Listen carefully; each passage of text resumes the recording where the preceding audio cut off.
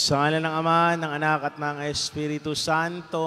Amen. Ang pagpapala ng ating Panginoong Jesucristo, ang pag-ibig ng Diyos, Ama, at ang pagkikipag-isa ng Espiritu Santo naway sumainyong lahat. At sumainyo rin. Mga giliw kong mga kapatid, aminin muna natin ang ating mga kasalanan upang tayo maging marapat na gumanap sa banal na pagdiriwang.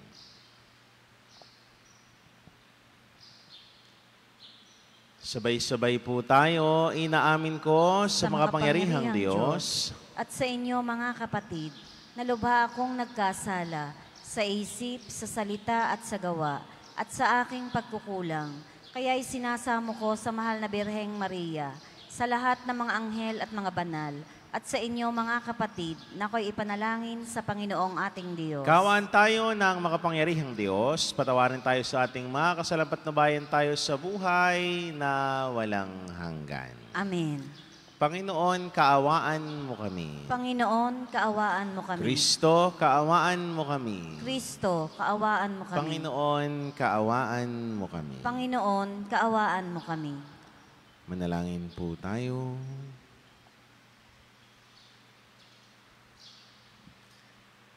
Ama naming makapangyarihan, nililiwanagan ng iyong maasahang ilaw ang mga naliligaw na iyong pinababalik sa daan para ikaw ay matagpuan.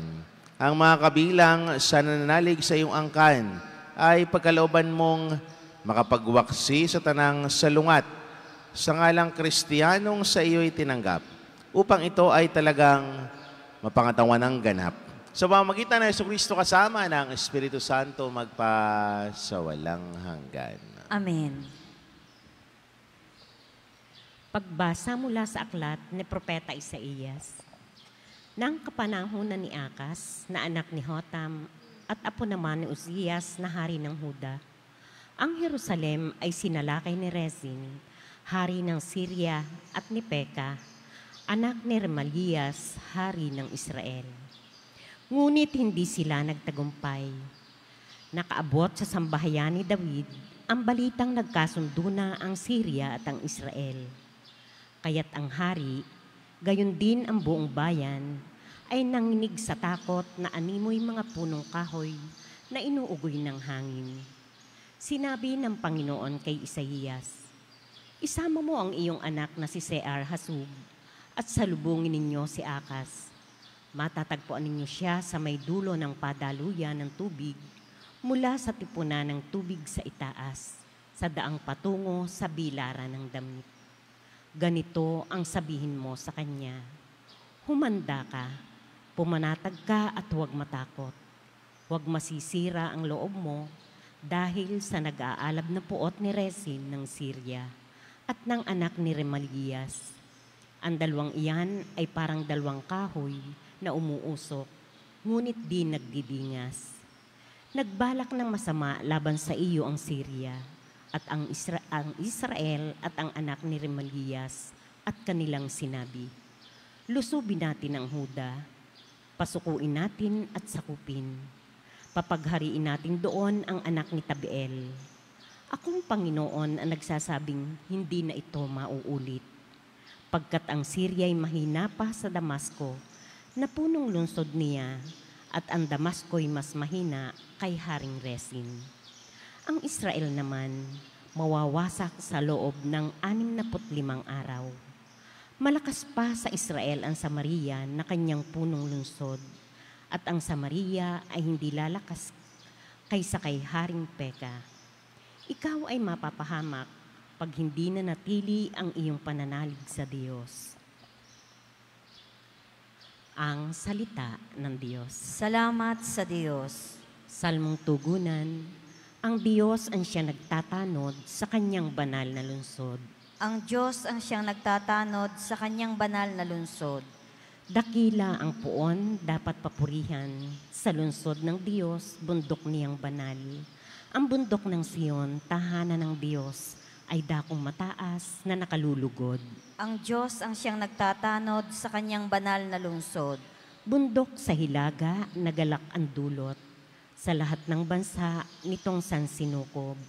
Sa piling ng Diyos, ligtas ang sinuman. Sa loob ng muog ang banal na bayan. Ang Diyos ang siyang nagtatanod sa kanyang banal na lungsod. Itong mga hari ay nagtipon-tipon upang sumalakay sa bundok ng Siyon.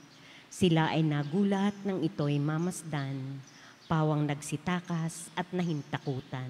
Ang Diyos ang siyang nagtatanod sa kanyang banal na lungsod. Ang nakakatulad ng pangamba nila ay ang pagluluwal ng butihing ina. Sa hanging amihay kanyang winawasak, ang naglalakihang barkong naglalayag. Ang Diyos ang siyang nagtatanod sa kanyang banal na lungsod.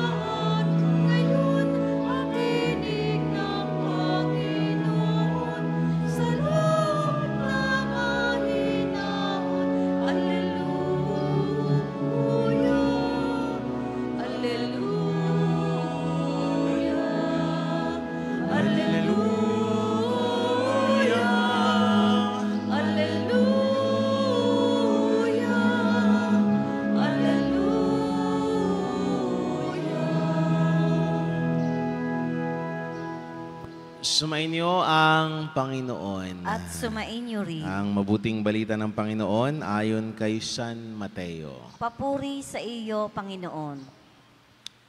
Noong panahong iyon, sinumbatan ni Jesus ang mga bayang ginawan niya ng maraming kababalaghan sapagkat sila'y nagsisit tumalikod sa kanilang mga kasalanan. Kawawa ka, Corazin! Kawawa ka, Betsaida! Sapagkat kung sa Tiro at Sidon ginawa ang mga kababalaghang ginawa sa inyo, malaon na sanang nagdaramit ng sako at nakaupo sa abo ang mga taga-roon upang ipakilalang sila'y nagsisi. Ngunit sinabi ko sa inyo, sa araw ng paghukom ay higit na mabigat ang sasapitin ninyo kaysa sa sinapit ng mga taga-Tiro at taga-Sidon. At ikaw naman, Capernaum, ibig mong mataas hanggang sa langit, ibabagsak ka sa Hades. Sapagkat kung sa Sodoma ginawa ang mga kababalaghang ginawa rito sa inyo, sana'y nanatili pa ito hanggang sa ngayon. Ngunit sinasabi ko sa inyo, sa araw ng paghukom ay higit na mabigat ang ipaparusa sa inyo kaysa sa dinanas ng Sodoma. Mga giliw kong mga kapatid, ang mabuting balita ng Panginoon. Pinupuri ka namin, Panginoong Hesukristo. Magandang umaga po sa inyong lahat.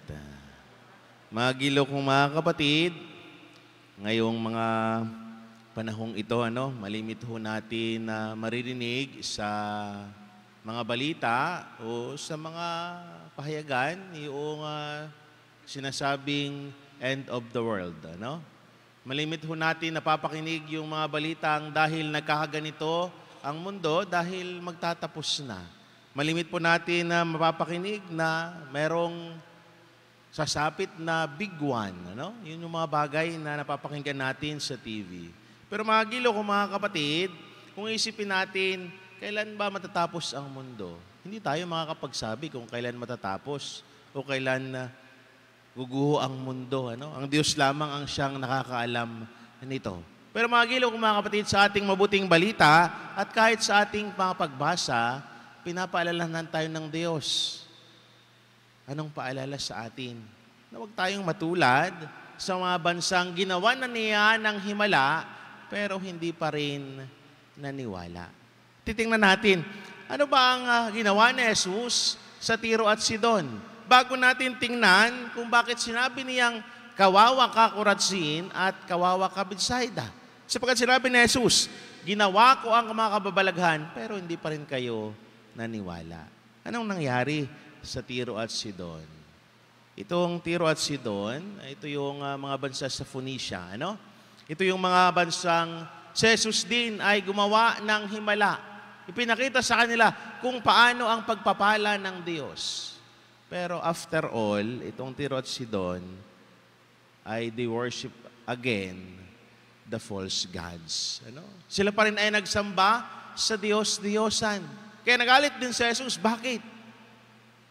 Kung ikaw man o kung tayo man, ginawan mo na ng mabuti, ipinakita mo na sa kanila kung ano ang mabuti, then after all, hindi pa rin sila natuto. Ano kaya ang mararamdaman natin? Ganon din ang nangyari. At pakalanan ni Jesus sa Kuratsin at Betsaida. Na sila din ay pinakitaan ni Jesus ng kung ano man ang mabuti. Pero at the end, hindi pa rin sila natuto at naging mabuti. Kaya ito yung paalala sa atin ni Jesus. Na kung narinig natin yung mga bagay na babala para sa atin, anong kailangan nating gawin? Anong kailangan nating pagsumikapan? Unang kailangan nating gawin ay tingnan ang ating mga sarili. Suriin, ako ba ay sumusunod sa mga utos ng Diyos? Ang mga gawi ko ba o ang mga gawa ko ba ay naayon sa kung anong nararapat na ginagawa ko bilang tao? Bakit? Dahil sabi nga, sa ating mabuting balita, hindi sila nagsisi. At ganoon din naman ang kasabihan sa atin. Kapag hindi natin nagagawa yung mga bagay na dapat nating gawin, kailan natin ito pinagsisihan? Laging sa huli ang pagsisisi. Ano? Wala namang taong nagsisi na agad bago gawin ang kasalanan. Lagi namang pagkakatapos mo gawin ang kasalanan, doon mo mauunawaan na mali pala ang iyong ginawa. At doon ka na magsisisi. At sasabihin sa iyong sarili, sana hindi ko ginawa ang mga bagay na ito. Sana hindi ko na pinasok ang bagay na ito. Sana. Pero hanggang sa huli, ay sana na lang ang babanggit mo. Pero mga gilo kong mga kapatid, si Jesus nagpapaalala sa atin na sa bandang huli, hindi natin mababanggit ang mga salitang sana, nagsumikap ako. Sana ganito ang aking ginawa. Sana tinulungan ko ang aking sarili para iayon sa Diyos. Sana tinulungan ko ang aking sarili na maging mabuti.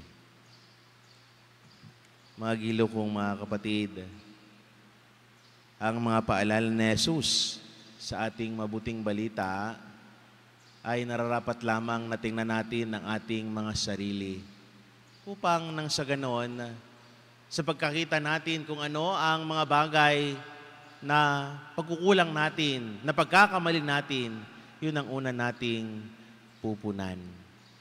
Yun ang una nating itatama.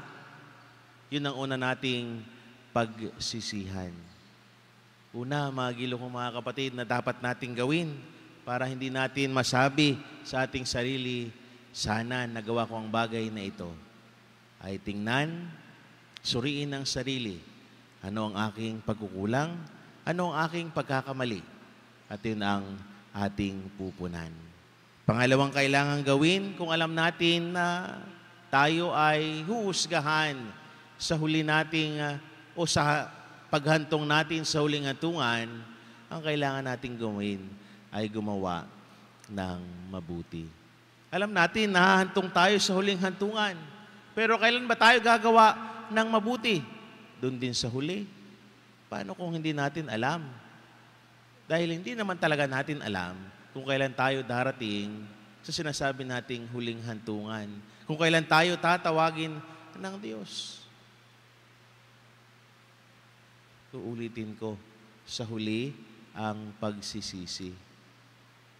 Kaya napakaganda na ngayon pa lamang sa buhay natin, bagamat tayo ay may mga kahinaan, bagamat tayo may mga pagkukulang, nagsusumikap tayo na maging mabuti. Nagsusumikap tayo na gumawa ng mabuti. Iba ho yung paggawa ng mabuti sa pagiging mabuti. Bakit? Pwede akong gumawa ng mabuti, pero sa sarili ko mismo ay hindi rin ako mabuti. Yung pagtulong sa kapwa, pwede kong gawin. Madaling gawin yun. Yung pagbibigay ng kung anumang bagay, madali kong gawin. Pero balikan mo ang iyong sarili. Tunay nga ba na ako ay mabuti?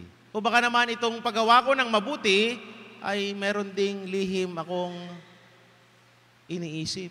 Meron din akong maitim na balak. O yung paggawa ko ng mabuti ay para lang din sa ikaangat ng aking sarili. Kaya mga gilo kong mga kapatid, pinapatingnan sa atin ni Jesus sa buhay natin at binabalaan tayo na sana hindi tayo matulad sa sinasabi ni Jesus na kawawa ka, Korazin. Na sa bandang huli, sa paghuhukom at sa paghuhusga sa atin, hindi rin sasabihin sa atin, kawawa ka. Ipinakita ko na sa iyo kung ano ang mabuti. Ibinigay ko na sa iyo ang biyayang nararapat para sa iyo. Tinulungan na kita, pero hindi ka pa rin nagbago. Pero hindi ka pa rin nagsumikap. Pero hindi ka pa rin naging mabuti. Kaya mga gilo kong mga kapatid, dalawang mahalagang paalala ng Diyos sa araw na ito ang kailangan nating pagsumikapan. Una, tingnan natin ang ating sarili. Suriin natin, ano ba ang mga bagay na nagawa ko, na pagkakamali ko, na kailangan kong ituwid. Pangalawa, natingnan natin sa ating sarili, ako ba ay nagiging mabuti? Ako ba ay nakakagawa ng mabuti? Nang sa ganon, sa bandang huli, hindi tayo mapababilang sa sasabihan ng Diyos, kawawa ka. Ipinakita ko na sa iyo ang lahat ng bagay. Ipinaunawa ko na sa iyo ang tamang gawin. Pero hindi ka pa rin sumunod. Pero tumaliwas ka pa rin. At sana, hindi natin masabi din sa ating sarili, sana ginawa ko ang mga bagay na ito. At ngayon, ako sana ay nariyan kapiling ng Diyos.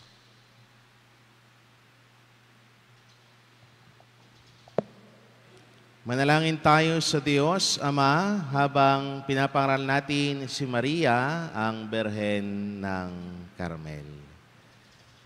Panginoon, sa pamamagitan ng mga panalangin ni Maria, basbasan mo kami, O Panginoon. Sa pamamagitan ng mga panalangin ni Maria, basbasan mo kami, O Panginoon.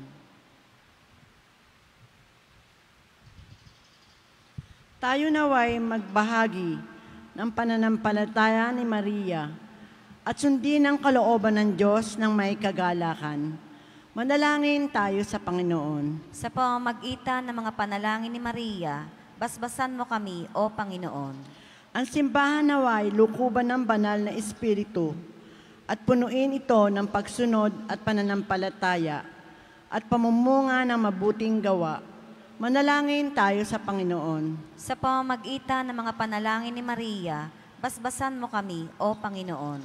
Kung paanong naging tirahan ng salita ang katawan ni Maria, naway parangalan din natin ang ating mga sariling katawan bilang mga templo ng banal na Espiritu.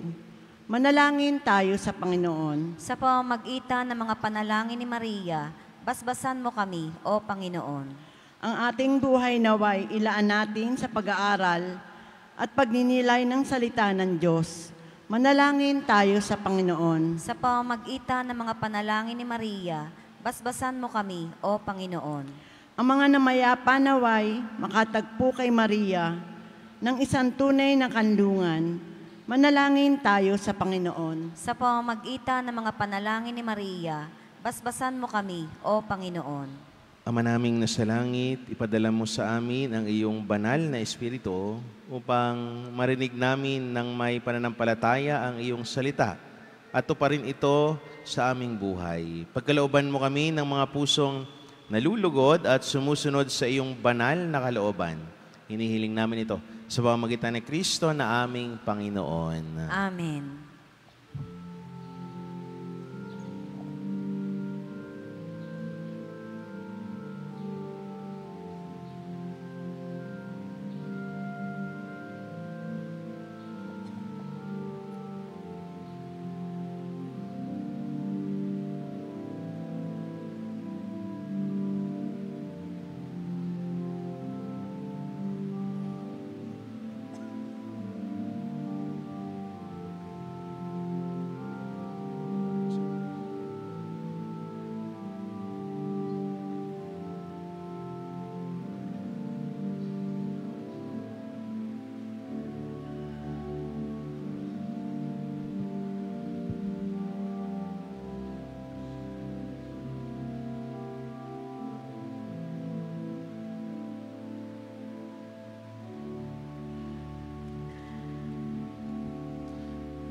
Manalangin kayo mga kapatid upang paghahain natin ay kalugdan ng Diyos, amang makapangyarihan. Tanggapin nawa ng Panginoon itong paghahain sa iyong mga kamay, sa kapurihan niya at karangalan sa ating kapakinabangan at sa buong sambayanan niyang banal. Ama naming lumikha, tunghayan mo ang mga alay na iyong sumasamong sambayanan at tanggapin mo ang mga ito para madagdagan ang iyong kabanalan sa mga nananalig na tunay. Sa pamamagitan ng Jesucristo kasama ng Espiritu Santo sa walang hanggan. Amen. Sumainyo ang Panginoon. At sumainyo rin. Itaas sa Diyos ang inyong puso at diwa. Tinaas na namin sa Pasalamatan natin ang Panginoon na ating Diyos. Marapat na siya ay pasalamatan. Ama naming makapangyarihan, tunay nga marapat na ikaw ay aming pasalamatan. Sa iyong paglingap at kagandahang loob, ang tao'y nilikha mo at pinangasiwa sa sansinukob. Sa hangad mong siya ay iwastong lubos, siya ay pinagdusa mo sa kanyang paglilingkod. Siya ay sa iyong pagiliw, iyong ipinahintulot na makabalik siya sa pamamagitan ni Kristo Jesus. Kaya kaysa ng mga anghel ang nagsisiawit ng papuri sa iyo, nang walang humpay sa kalangitan, kami nagbubuni sa iyong kadakilaan. Santo, Santo, Santong Panginoon Diyos ng mga hukbo, napupuno ang langit at lupa ng kadakilaan mo, o sana sa kaitaasan. Pinagpala ang naparirito sa ngalan ng Panginoon, o sana sa kaitaasan. Ama naming banal, ikaw ang bukal ng tanang kabanalan. Kaya't sa pamamagitan na iyong Espiritu, gawin mong banal ang mga kaloob na ito upang para sa amin maging katawan at dugo ng aming Panginoong Jesucristo. Bago niya pinagtiis ang kusang loob na maging handog, hinawakan niya ang tinapay, pinasalamatan kaniya. Pinaghati-hati niya ninabot sa kanyang mga alagad at sinabi, tanggapin ninyong lahat ito at kanin itong aking katawan na ihahandog para sa inyo.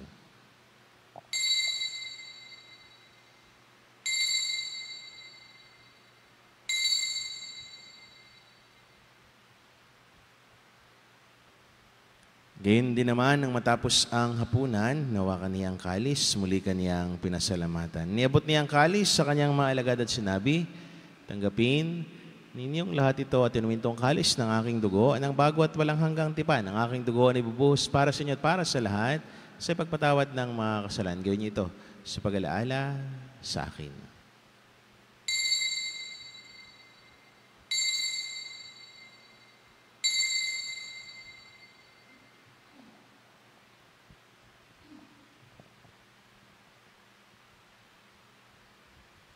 Ipagbunyi natin ang misteryo ng pananampalataya. Si Kristo ay namatay, si Kristo ay nabuhay, si Kristo ay babalik sa wakas ng panahon.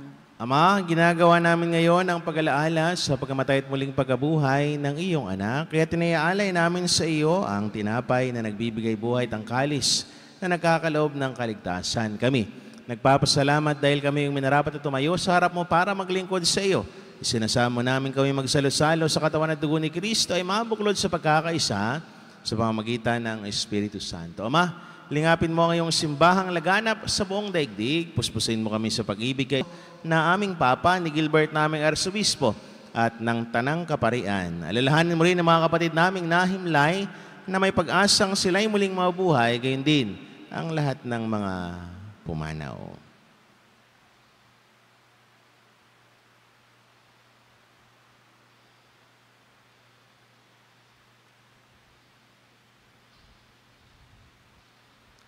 Kawaan mo sila at patuloyin sa iyong kaliwanagan. Kawaan mo at pangindapating kaming lahat na makasalo sa iyong buhay na walang wakas, kaisa ng mahal na Birheng Maria na ina ng Diyos, kaisa ni Poong San Jose, kaisa ng mga apostol at ng lahat ng mga banal ni San Jose Marelo na namuhay dito sa daigdig ng kalugod-lugod sa iyo. May pagdiwang naman namin ang pagpupuri sa kararangal mo sa pamamagitan ng anak na aming Panginoong Jesucristo.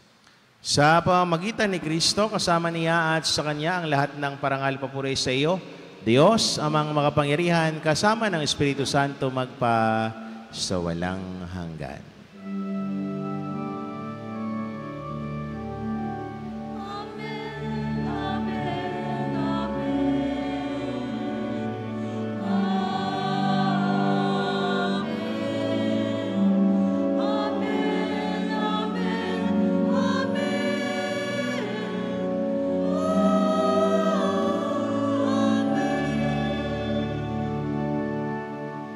Nang may kababaan ng loob, sama-sama nagdasalin ang panalangin tinuro sa atin ng Panginoon.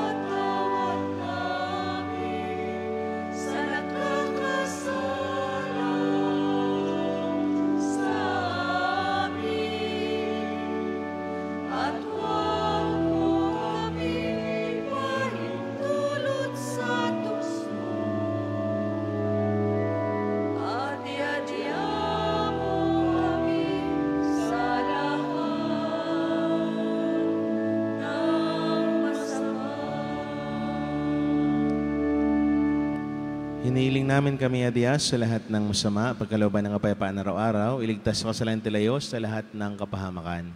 Samantalang aming pananabikan ang dakilang araw ng pagpapahayag ng tagapagligtas naming si Heso Kristo. Sapagkat iyo ang kaharian at ang kapangyarihan at ang kapurihan magpakailanman. Amen. Panginoong Heso Kristo, sinabi mo sa iyong mga apostol, kapayapaan ang iniiwan ko sa inyo, ang aking kapayapaan ang ibinibigay ko sa inyo. Tunghayin mo ang aming pananampalataya at huwag naman ang aming maraming pagkakasala.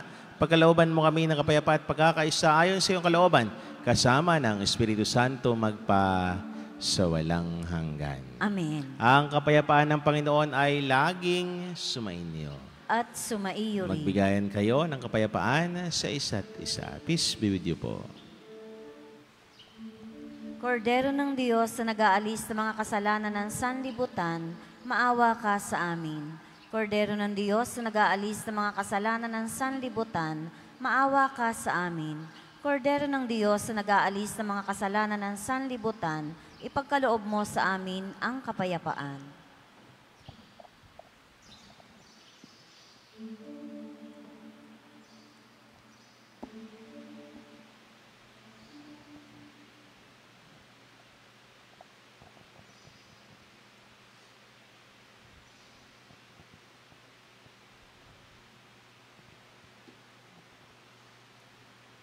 Mga minamahal na kapatid, ito ang Kordero ng Diyos. Ito ang nag-aalis ng mga kasalanan sa sanlibutan. Mapalad tayo naniyahan sa kanyang banal na piging. Panginoon, hindi ako karapat-dapat na magpatuloy sa iyo, ngunit sa isang salita mo lamang ay gagaling na ako.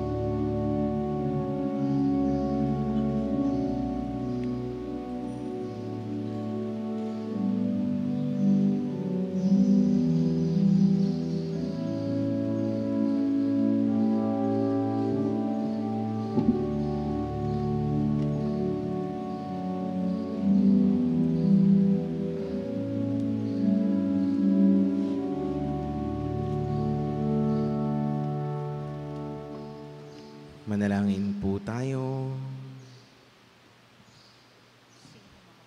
Ama naming mapagmahal, kaming mga pinapagsalo mo sa piging na banal ay makatanggap nawa ng bungang karagdagan ng iyong pagliligtas sa aming ipinagdiriwang. Sa pamamagitan ng Jesucristo kasama ng Espiritu Santo magpa sa walang hanggan. Amen. Sumainyo ang Panginoon. At sumainyo At rin. pagpalain kayo ng makapangyarihang Diyos sa ngalan ng Ama, ng Anak at ng Espiritu Santo. Amen. Ang banal na misa'y ni alay na, may taglayang kapayapaan at pag-ibig ng Diyos. Salamat sa Diyos.